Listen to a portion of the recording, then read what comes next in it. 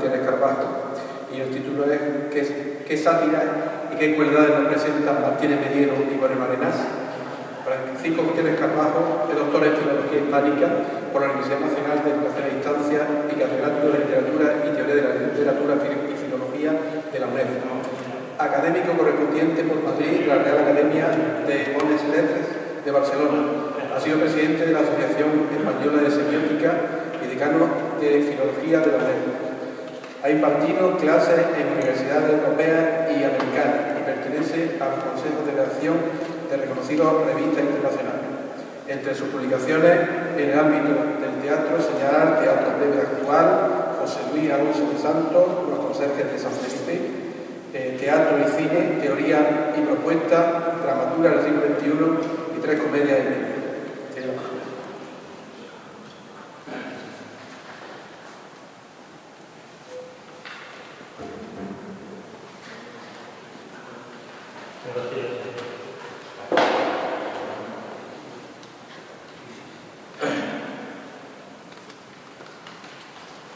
Buenas tardes, muchísimas gracias.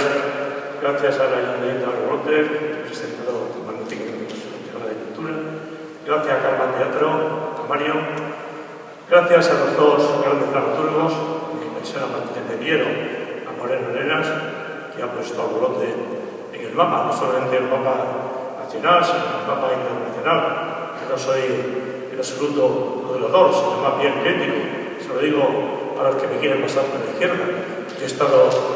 He sufrido las cárceles de 2 continentes y no les tengo miedo a esas cosas, excepto a la muerte, a la enfermedad, porque murieron mis padres muy jóvenes, a los 58 años.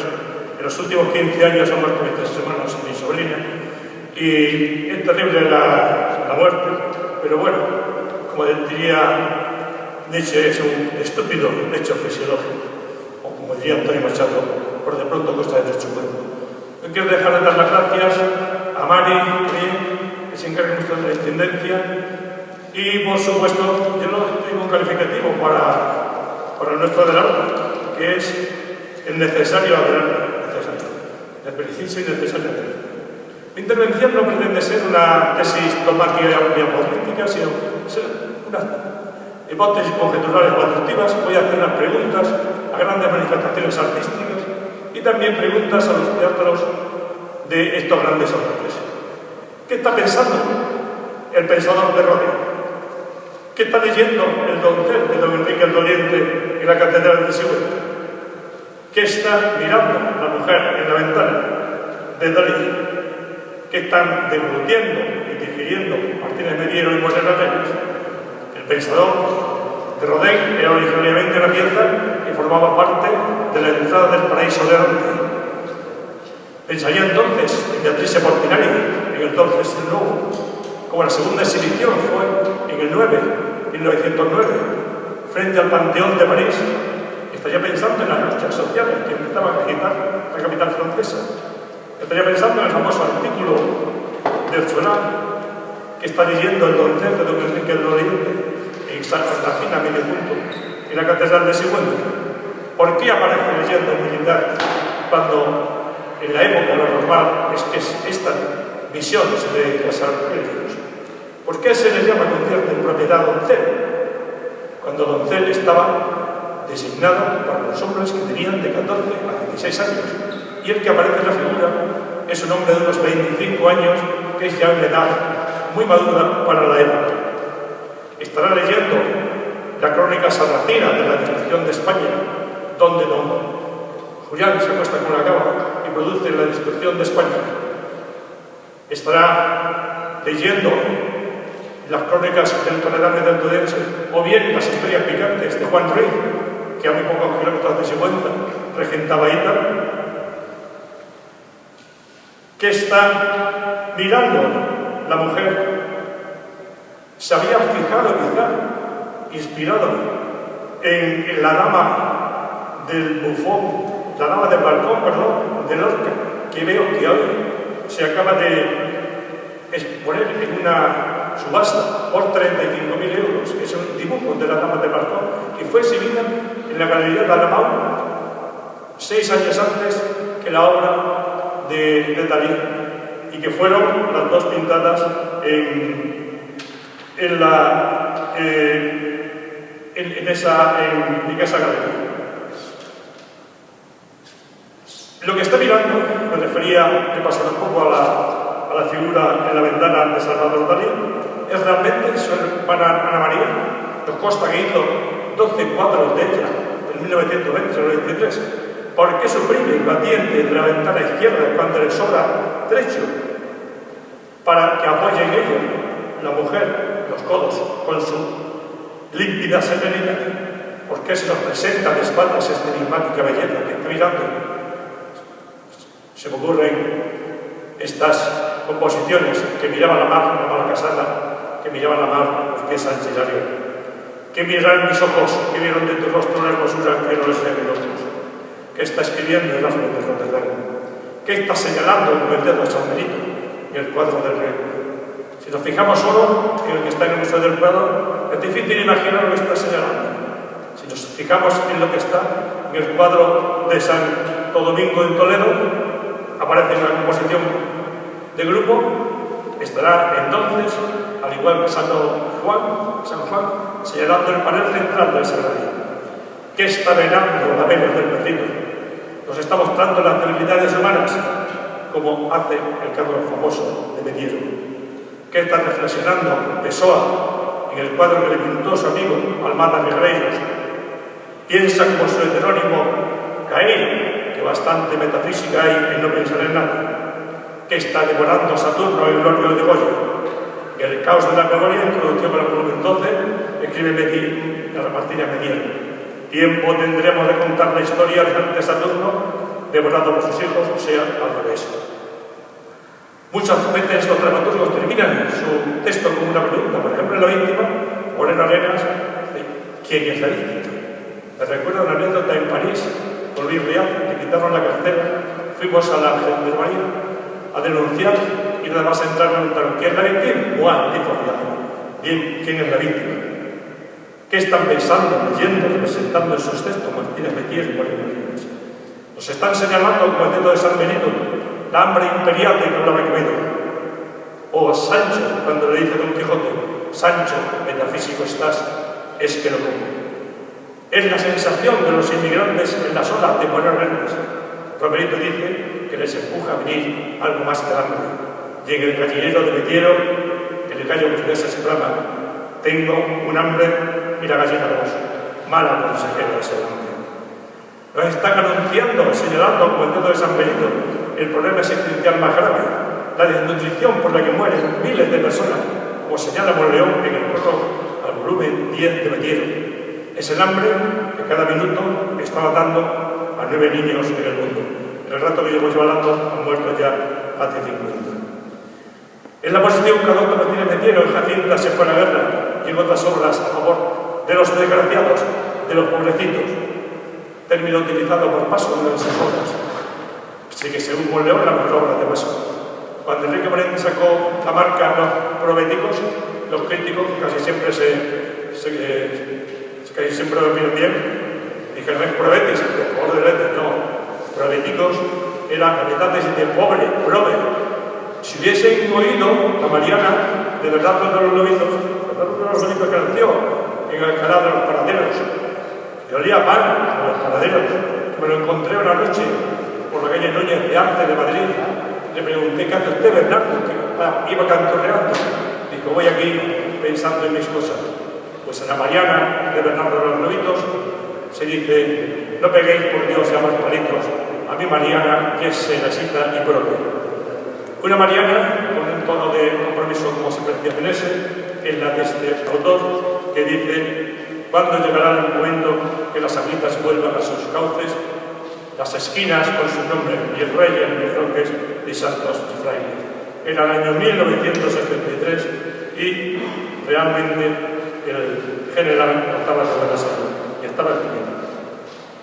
El análisis del ideologema pobre, que Monrosa aplica al apellido, Francisco Vicente aquí, Francisco Linares que no puede estar, lo estudian en el abrigo selecto de José García y lo interpretan como un compromiso con la sociedad, al igual que el delito vigente y el sin techo en México el abandonado. En el futuro no estamos, por tanto, en la sátira expresionista como la de Berlanga y Azcona en Plácido, que inicialmente era siempre un pobre ascenso. Como Erasmo de Rotterdam, Moreno Arenas y Mediero están haciendo un elogio de lo convencional, fuera del amor hermoso, que pronto será la campeona de la contrarreforma, gustan del elogio de Erasmo. ¿Por qué las biografías dramatizadas que hacen Moreno Arenas y Mediero no son las auténticas laudaciones, sino son más bien auténticas refutaciones? Hay muchas obras históricas de paisano Moreno Arenas. Carlos Famoso, Tierra de Vista, Libera Santárpana del amor hermoso. Yo en esto suscribo la tesis de Engels de que hay que estar al día, hay que seguir la voz de la historia, y también la de Orleón. No hay historia, sino historias, refiriéndose a Maquiero. ¿Por qué el Carlos Famoso de Mediero no es una laudatio como el de Zapata, sino una lúcida, explícita y lírica y laica reprobatoria? Esta presentación lúdica es más higiénica y terapéutica que no la otra. El recurso del oxímoron, elemento esencial del teatro de Valle, está igualmente presente en la dramaturgia de Moreno Arenas y Mediero. Por eso no es incongruente el título de la verdadera historia imposible de Mediero, con Margaret Thatcher, Pinochet, Baltasar Garzón. Puede ser verdadera la historia aunque sea imposible. Ya Luciano de Samosata escribió historia verdadera. La llamó así a una novela de viaje fantástico. Luciano de Samosata, al que es gran aficionado, Mediero, y no sé si habrá escrito últimamente alguna obra sobre él, que me parece que en eso coincidimos. Este Luciano de Samosata, que decía que las aventuras de Hércules, como es vencer a las fieras, sostener con sus manos el cielo para que no se destruyese, lo debe más, según Luciano de Samosata, más que a su fuerza física, al valor de su palabra. El amor y el banquete. En un giro hermenéutico, Moreno Arenas y Mediero están invitando a ese banquete de Platón, donde Poros, lo lleno, se acuestan en compañía, lo hueco, y dan lugar a Afrodita, el amor. Nos están invitando a la coena cristiana del obispo de Cartago, porque nos ha atribuido el obispo de Cartago, creo que sí, que tanto analizó y también Martín, y que aprovechó para la obra en prosa y para la película Umberto Eco. Somos los convidados a la gran buff de Ferreri, con guión de Azcona, en la que hombres y mujeres mueren en un suicidio gastronómico. Creo más bien que los dramaturgos se identifican con el desarrollo natural de Lucrecio, es decir, el amor se consuma con la devolución del ser amado y en un sentido semejante se manifiesta Margarita. En el amante, me siento feliz, se arroja encima de mí, come los pechos, es devorada, ser devorada por esos senos de harina que son los suyos. Iba a tener una anécdota de unos extremillos, pero bueno, está Rodríguez Ibarra, no lo sabe. En todos los autores citados, desde Platón a Ferreri, pasando por Lucrecio y por Durán, van unidas a comida y asesor. Sucede lo mismo en nuestros autores y en muchos casos sí, ya que sus teatros han sido relacionados con el verbo evolutir. Representan lo que decía Juan Ruiz, citando a Aristóteles. Cosa dice Aristóteles, cuál es verdadera. El hombre por dos cosas trabaja, la primera por haber mantenencia, la segunda por haber ayuntamiento, con fembra placentera.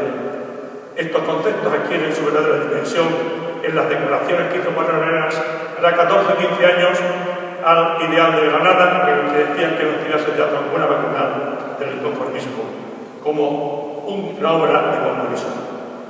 El sabio y necesario, no sé si decirlo porque no está aquí ya, Adelardo Arenas analiza las pulgas y abunda en lo que digo. Esos monstruos de Goya son los que habrá divisado Federico en la tenebrosa profundidad del pozo, según Margarita. Federico, en carne viva, sentirá que una bestia habita en su interior y como un lobo se deja diluir por su instinto y muerde el sosiego y la paz. Esas bestias se encargarán en los personajes, hijos de mis entrañas, presurosos como buitres por devorarme.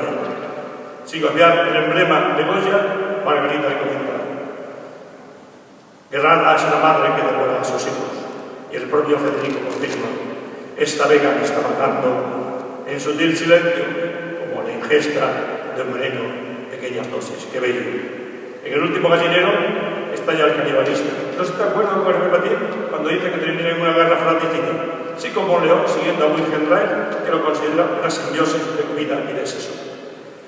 Con Wilhelm Reich se ha identificado a don Baltasar por algún crítico, que está escribiendo un libro que se llama El gallo unidimensional. Como es sabido, el hombre unidimensional no es de Wilhelm Reich, sino de Herbert Marcuse, una simbiosis de ideas de Freud y Marx. El mediero, esta combinación de hombres, está haciendo un guiño a los eruditos de la violeta. Desde los pasados siglos, pasando por los últimos, llegando a nuestros autores, ya Vicente Alexandre denomina la destrucción o el amor, no con una O disyuntiva, o destrucción o amor, sino identificativa. El amor es igual a la destrucción. Federico le comenta a Margarita que el amor lo está matando. Es un cuchillo de muerte. Lo fálico. En una de las dramaturgias que aborda lo erótico en toda su totalidad, no podía ser referencia a lo fálico. Estos indios, estos sabios dramaturgos, siguen ya esa exaltación del falo, esa silla en Egipto, Grecia, Roma, Japón, continúa en América precolombina y la antigua Escandinavia. Aristóteles ya llamó a los cómicos, los llamó los que cantan, los que entonan cantos fálicos. Y a los que representaban sus farsas en la Magna Grecia les da el mismo calificativo. En las planchadoras de Martínez Mediero, Violeta provoca a sus tías con un muñeco hinchable. Una muñeca hinchable en las olas de Buenos Barreras lleva la inscripción juguete erótico. Si juguete no se exista. Y en Te vas a ver negro, de juguete erótico. Tuve la suerte y la fortuna de presenciar esa obra en la sala de tribunos de París y ver la gran interpretación de Joan Llanegas, que no tenía nada que envidiar a la de Michel Piccoli en tamaño natural de Berlanga. En la película Fernando Arrabal, en Álvaro de Garricas, se representa un hombre desnudo con el falo erecto eyaculando en una copa que puede ser el cáliz, y en el Teatro Conde Duque, en el Centro Cultural Conde Duque, que depende del Ayuntamiento de Madrid, se hizo la exposición donde aparecía el mismo Fernando Arrabal desnudo con el falo erecto. Me lo enseñaba la fotografía, pues Wenger, pues me enseñase la gran cosa.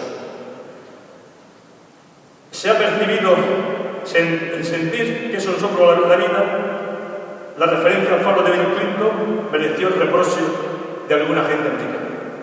Sucedería lo mismo si se hubiese mostrado los labios de Mónica Lewinsky. En un momento de la escena, John habla de un entrador de frutas del mercado de Nueva York que tiene 40 centímetros en relación. Se ha percibido como un ataque a la falocracia, su versión de la resista, estrenada en el Teatro Romano de Mérida en el 80. Algún crítico así lo afirma, porque aparece el pene como un letal cuchillo homicida. En la vida sexual de Gasmori, una de las mejores piezas de belleza según León, el organismo y lo fálico son algunos de los protagonistas. El propio Oliveira Salazar le recuerda a su ministro de Interior que era el que más paja se hacía en el seminario. El policía Herminio se refiere al organismo, luego al tratamiento del testosterona y a los disfrutes del Papa Sisto IV. En Carlos Famoso, el emperador rinde culto oral, aliviándose ante la vena del perrito, una práctica en que ganaba otro papa, el Papa Clemente VII. En La novia, que se va a representar en este congreso, Jacobo se entrega con pasión al placer solitario. Como el gran masturbador de Dalí, se muestra el sujeto entregado a los excesos de la fantasía y la imaginación. En un contexto semejante podemos encontrar las gafas y el exhibicionista de Manuel Arenas, pero como ya señaló, la investigadora Susana May lo hace de una forma más velada, aunque en principio está bien. Siguiendo con esta cronificación de lo fálico, en La reina fofa Fernando el Católico le comenta a Germana que su yerno tiene una verga de medio metro. A ti te la voy a poner yo de 2, le dice Germana. En tema alegre, el presidente del Real Madrid deja su fortuna para que una vacuna con células madres de los testículos que vuelva a dejar activo al gran discípulo. Con esa finalidad, y esto es historia de España, en el 1991, Cirilo Marcos, en las mesas de nuestra Extremadura y Cáceres, creó el Ciribone, cuyos efectos afrodisíacos atrajeron a medio mundo. Realmente se hicieron muchas canciones y figuró durante la temporada del 93-94 en las camisetas del Rayo Vallecano, que le dio suerte y figuraba en primera división. Y está documentado que en el año 1998, en una visita a las Urdes, el el rey Juan Carlos se detuvo en el bar Tecerino y probó el ciripóleo, aunque no lo necesitara. Pero antes, en 1972-73, Tela y Canales nos hablan de una historia verídica del cipote de Archidona y nos presentan esa gran eyaculación que llega a 13 filas y que van a hacer una estatua con el cipote, como dice Archidona, que dicen ellos, desde las costas de África. Yo conocí al protagonista de esa historia, en Archidona. Era un señor realmente, bueno, tenía sus facultades un poco disminuidas, lo llamaban el Sandío, pertenecía a cofrade de nuestra Virgen del Amparo, que procesionaba por la bella plaza Ochavada de Archidona, y no se produjo el acontecimiento ni en un cine, como dicen estos autores, ni en un teatro, sino en un espectáculo de Emilio Igual. Evidentemente, la novia alivió al bueno del Sandío, pero no fue la gran eyaculación la que marcando una, porque en el libro de estos autores aparece como una curva, como aparecen las flujometrías, como aparecen las curvas que comentaba Simón, y aparecen unos logaritmos, sino que fue esta señora la que retiró y llegó entonces a 12 y 13, que estropeando los cabellos de algunos señores bien peinados y de algunas señoras. En el año 2018, Javier Macua publica en la editorial Esperpento de mi querido amigo Fernando Laya, que murió a los 50 años. Pronto lo remontó la muerte del duelo. Escribió Javier Macua una obra que se llama La función de los mesmos sobre la relación entre Einstein y Wilhelm Reich. A mi lado se sentaba la actriz Charo López y a la salida le dijo el espectador, utilizando unas expresiones que utilizó un querido paisano, mucho hablar de las pajas. Dice, si supieras las pajas que me he hecho de costa, Charo, a la actriz le pareció un comentario maravilloso. En la vida, Wilhelm Reich representa un poco lo que hoy se llama poliamor, pero nuestros autores se desvían en el sentido de desviación de los formalistas rusos. Y lo convierte en ese trío en cuarteto en la obra de Moreno Arenas o en un dueto en La novia de Medina. Ya en el Mayo francés se deconstruían los grandes relatos. En uno de los grafitis se leía Dios ha muerto, Marx ha muerto, Freud ha muerto, y yo no me encuentro nada bien. El animal humano. ¿Por qué nos encontramos en la presencia de tantas pulgas de animales no humanos en la dramaturgia de Moreno Arenas y Martínez Mediero? Según Moleón, se trata de fábulas animales, desde mi punto de vista, desde mi personal y modesto punto de vista. Se fían más de los animales humanos porque son menos egoístas, más solidarios y menos prejuiciosos. Estas consideraciones son todas importantes de Aristóteles. Aristóteles dedica más páginas a la etología que a la ética, a la metafísica y a la lógica. E incluso en la ética anicoma habla de los animales. Gustavo Bueno, otro de mis maestros, en el lenguaje y pensamiento en Platón, observa que el lenguaje humano es ni más ni menos que una evolución del lenguaje animal. Y otro de los maestros, al que yo leo mucho, Santo Tomás de Aquino, que murió a los 40 y tantos años, y escribió al final de su obra, todo lo que he escrito hasta ahora es paja. ¡Qué grande! Don Santo Tomás de Aquino. Vi su tumba en una iglesia de Toulouse y me extrañó y que yace todas las chaquinitales. No me supieron decir por qué. Seguramente vendría algún concilio. Para Tomás de Aquino, el animal no humano no alcanza el conocimiento objetivo de las cosas, sino solo segundo o tres términos a un principio alicuyos acciones del pasión. Es decir, semejante según es término o principio de una acción o pasión. Esto se lo aplica también al lenguaje de los niños. Desde el punto de vista científico, en 1973 alcanzó una gran importancia en la etología porque le dieron el premio Nobel de Etología a tres grandes etólogos, a Fritz, a Flores y Indica. Y realmente se lo merecía. Hace poco, más de un mes, el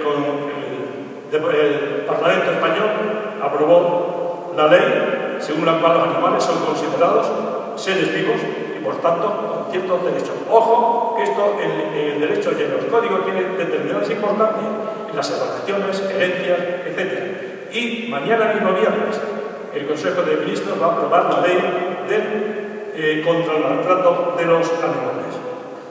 Este sistema de reproduccionismo ya lo siguió José Luis Gómez en el informe para una academia de Cáceres. Pero el trato de los animales humanos lo encontramos en Ovidio, en la Metamorfosis, en Apuleyo, en la Gatomáquia de Lope y, por supuesto, en Moreno Arenas, en los secuatos gallos de Martínez Mediero, etc. La pereza y el mimetismo académico vienen considerando el rabo de José Rival como la pieza primera en este asunto, que fue publicada en 1969, entrevista occidental. Pero ya en 1968, nuestro Martínez Mediero publica el último gallinero. Él es el primero. Poco después, en el 73, 1973-74, Jesús Campos representa, gana un premio nacional de teatro, 7.000 gallinas y un camello. Yo tuve la ocasión de verlo. Ponía como gitano a Enrique Morente. Enrique Morente no es gitano, como bien sabido, y conocía entonces a la que fue su mujer, a Aurora Carbonella, gitana. Conocía a la mujer que le había presentado yo. Juan Mayorga realmente utiliza, lleva casi toda la serie de animales a sus obras, desde los gorilas, perros, la tortuga de Darwin, etc., que ya la había ensayado de alguna forma Fernando Arrabal con la tortuga de Dostoyevsky, fijándose en el cocodrilo de Dostoyevsky. Pero si la tortuga de Dostoyevsky no se mueve, la tortuga de Darwin de Mayorga sí. Y cuando tuvimos la ocasión de editar la Paz Perpetua junto a la obra la obra de Mayorga, a lo poco tiempo se representó en Cuba las cartas de amor a Stalin. Pero se habla también ahora mucho de la presencia del toro, evidentemente lo tiene en Juan, en el Salvador Tábara, pero ya mucho antes José Moreno Arenas nos muestra magníficos ejemplos en el toro de Lidia y otros animales. El toro que ha sido analizado por Jiménez Aguilar con los referentes, entre otros, de Ortega y Gasset como un símbolo ancestral. Las gatas, los perros y las pulgas son buenos ejemplos de la importancia del zoomorfismo en Moreno Arenas. En el indio, los perritos de agua se hacen caca y pis, y los que no tienen agua también. En la pieza de Chanquete no fundamenta su intriga sobre este pez pequeño, sino sobre la dialéctica externo-interna. Lo externo, como un chimpancé, se sube por los barrotes y zarandea. En el corazón, la mujer señalando al hombre esclavo, el guau guau. Destilaba la fuerte sobredosis de mala leche que ponía los pelos de puntas, y sobre todo un cierto tipo machista que llevaba para atrás. Las pulgas de Moreno Arenas transitan maravillosamente por todos los espacios.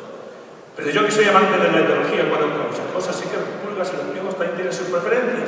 Por ejemplo, los piojos que aparecen en las ladillas en el vello público no aparecen nunca en el cabello humano. De la misma forma que los piojos del cabello, de la cabeza, no gustan del vello público. A los gallos, paisanes, pavos del último gallinero se suman en el regreso de los escorpiones, los búhos de José. Como señala Benítez Caro, el último gallinero en la historia de la humanidad de una España que lucha contra todo lo viejo. Aparecen realmente presencias de animales también, por ejemplo, orquídeas y banderas de Alfonso Vallejo, el príncipe Amir, que realmente es un hombre que, según le informa el rector de la universidad, el primer ministro, lo único que hace es comer, fornicar y darle la grifa, le trasplantan unos órganos de perro, pero no da resultado. En otra de sus piezas que yo edité, Panic, Res tiene un gran miedo. Res, que es un individuo que, gracias a su memoria, ha ido aprobando posiciones sin querer y está de jefe de la alta cárcel del Estado. Lo quiere matar su mujer y dos terroristas que están aquí lo sientan en una silla de barbero y piensan que le va a cortar la cabeza el protagonista. Realmente se han producido trasplantes de cabezas de perro en el mundo y han durado algunos días. En total, espérate, porque me he empezado tarde, voy a continuar donde yo di hablarlo. Son numerosos los textos de Riaza y citados en los que aparecen las referencias a los animales, pero creo que se aparecen de forma metafórica, no de la forma que hemos dicho que aparecen en nuestros autores. No he visto, he tenido la desgracia, pero voy a ver la broma de Moreno Arenas. Imagino que ahí tendrá también una presencia metafórica por los animales que hemos ya señalado en Martínez Mediero. En El gato feliz, el economista Miedo se refiere al padre de la economía española, Flores de Lemus, y al profesor de economía, Alberto Yastres. Yo que soy economista también, porque mi padre me ayudó a hacer la carrera de filología. Moreno Arenas, como se ha señalado, concede un protagonismo a la gata entre otros animales humanos. Aunque el animal humano tiene millones de neuronas, ¿sabes cuántos genes tiene el hombre? Unos 20.000. ¿Y cuántos tiene el ratón? Igualmente, unos 20.000. El domingo pasado se hizo el referéndum en Suiza, el tercero que hace, para protestar por el tratamiento, por la utilización de los animales humanos para el tratamiento de las enfermedades. Seguro que no iba a salir, fue el 13 frente al 73%, gracias a las industrias farmacéuticas que tienen un peso tremendo en Suiza.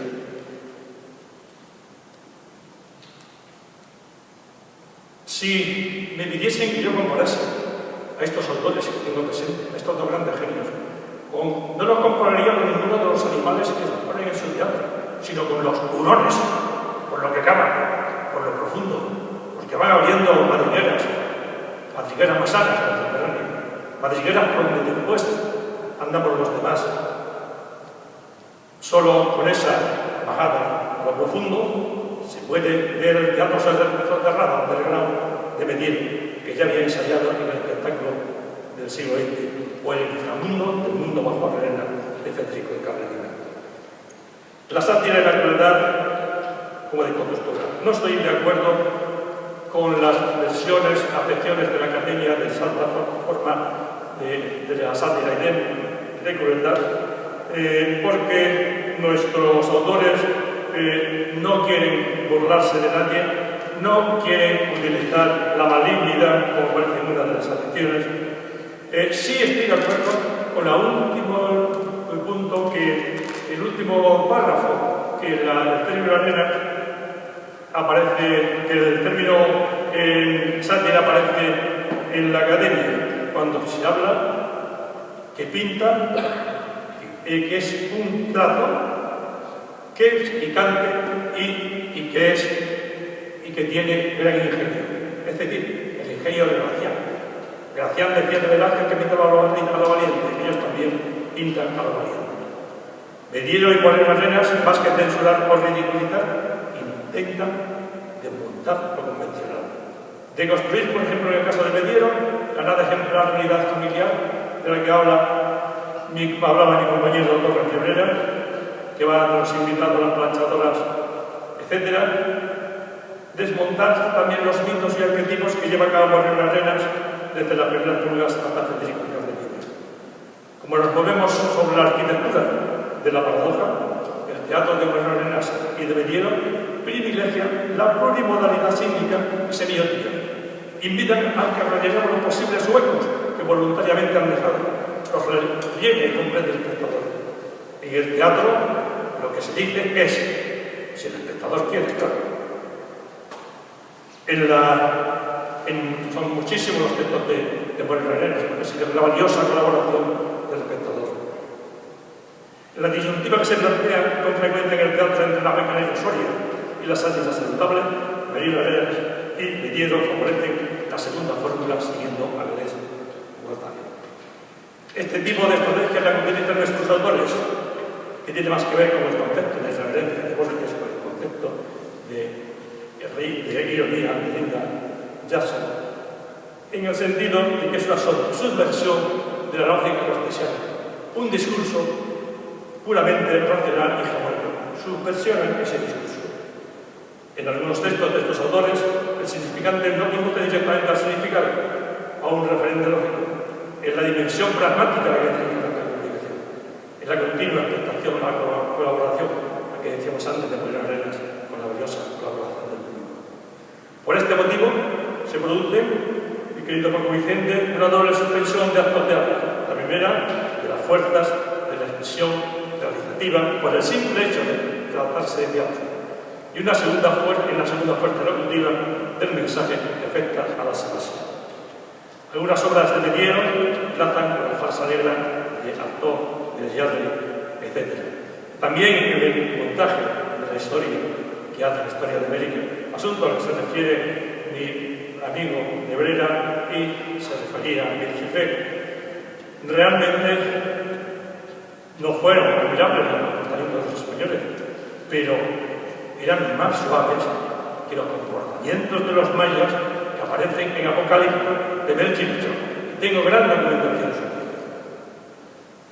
En ninguno de estos casos estamos ante una sátira ante una sátira higiénica y terapéutica que intenta despertar a una sociedad, la mitad enferma y la otra mitad anestesiada.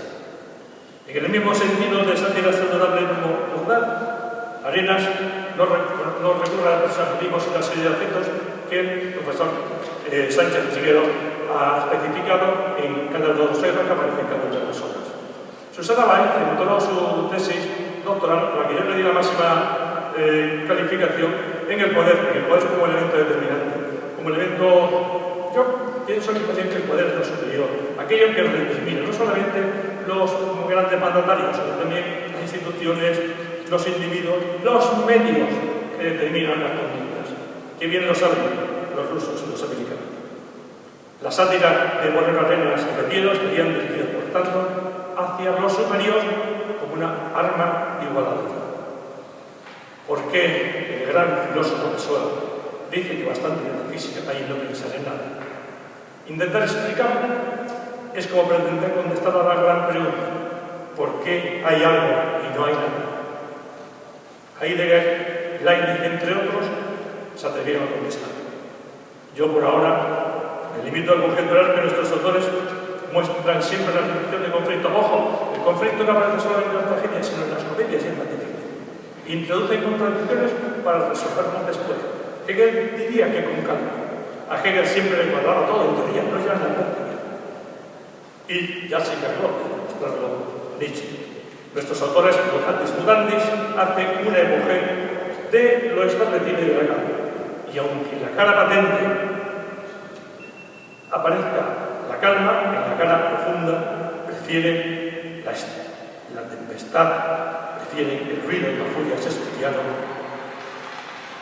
Es decir, una tormenta que agita al personaje de Mediero en el Federico de Moreno Arenas. Una tormenta que nos deslumbra y no apunta hacia un lugar fijo, sino a un horizonte ilimitado. Un horizonte que nos lleva a hacernos la última pregunta. Cui cergo son Dios meus? ¿Cuál es la razón? ¿Qué soy Dios mío? ¿Cuál es mi ser? Y aquí la respuesta, que sintetiza, según mi opinión, la naturaleza de la verdad y de la sátira de estos grandes autores. Varia, antigua vida, es inmensamente una vida que es rica, compleja, inmensamente. Agustín de Hipona, Confesiones, libro 10, capítulo 17, 26. Muchas gracias.